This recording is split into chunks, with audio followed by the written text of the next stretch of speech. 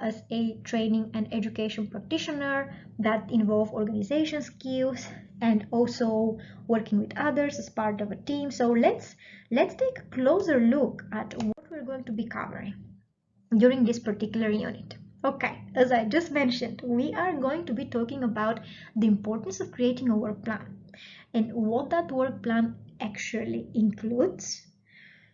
To give you an example, a work plan usually includes assigning different tasks to yourself so that you can manage your workflow, also to ensure that the different deadlines are met, management of diary. So the work plan allows you to be effective in meeting all the key deadlines and also ensuring that all the responsibilities as part of your role are actually completed. So during Unit 4, you will learn how to create a work plan. We're also going to look at a very interesting concept, actually a model of working when you're working as a part of a team, and that is team roles. Because that unit not only allows you to look at how you can streamline your own workflow and be effective in managing your own workload, but it also helps you to learn at how you could successfully cooperate, collaborate, and work as a part of a team with other team members. And what we're going to learn are different theories and models of working as part of working as a team, and one of them is Belbin's team roles. Whether you're new to Belbin or you're familiar, during this unit we are going to be talking about it, and I'm sure you're going to find that very interesting. So Belbin team roles were invented by Meredith Belbin, and what are they? So they are types of behavior in which people engage, and they are categorized in different clusters to which a team role is attached. And I know it can sound a little confusing at the moment, but I'm going to give you an overview of what they are in a second so that you can understand how that works. Because in a nutshell, a team role usually involves a set of responsibilities which are inspired by a set of behaviors. So let's have a look at what the Timbrel model as suggested by Belbin includes. So there are 9 different roles here, okay? And each of those roles involves clusters of behaviors, right? And depending on what you are naturally good at or skilled at, you could be assigned or volunteer to take a particular responsibility within your team to ensure that as a whole the team performs well.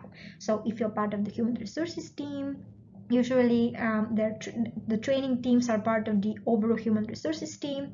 Within that actual team, you could have different roles, and you yourself could be assigned a role depending on your skill set. So there are weaknesses, their strengths of each team role, and that model here is really interesting. So during Unit 4, we are going to look at each of the 9 roles in much more detail, and also how they can be applied in real work-life scenarios when you work as a part of a team.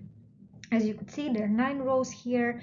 The role of a plant, resource investigator, coordinator, shaper, monitor evaluator, team worker, implementer, completer, finisher, and specialist. I have worked using the team roles modality, and I usually am assigned the role of completer finisher, which is where you would ensure that everything is completed within a certain deadline and remind other team members, set calendar reminders and things like that. So this is just an example for you here. I'm sure you're going to find this model very interesting, and during Unit 4 there will be more models of teamwork that we are going to look at as well. Also, we are going to talk about setting SMART objectives, and these are objectives that you could be setting for yourself in order to ensure that all your projects are completed within are completed timely within the assigned deadline, and you don't feel, for instance, that you're missing out on deadlines and things like that. So Again, Unit 4 is all about structuring your own workload, because when it comes to juggling multiple training sessions where you are the key facilitator, having key objectives, key goals set for the month, even for the year, can really help you to be effective in your role and to also eliminate some of the stress, the pressure that could come with juggling multiple training programs and things like that. So this unit is going to prepare you to face the real life working, let's say the word reality, so that you can feel prepared and you can be effective in your role as well. Okay. So when it comes to monitoring the progress of your own work, then we are going to also talk about, there is an entire module that allows you to look at your own practice, which I believe is the unit. There is an entire unit that is focused on you, which is unit 6. So we're going to talk about it later on. But even during unit 4, we're going to talk about how you can monitor the progress of your of work in your own area of responsibilities, right? It is highly likely that you have performance reviews with your manager. You could also ask your team members to give you feedback, or teammates. There will be team meetings, and then based on how you the information and data you collect, you can then revise and amend your work plan. So unit 4 is all about your workload and streamlining that, as I already mentioned. Okay.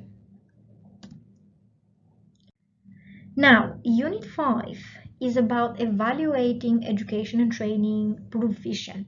So the aim of this unit is to develop your understanding of how to evaluate and improve the quality of education and training for which you are responsible on an ongoing basis. So we're going to be talking about continuous improvement here, okay?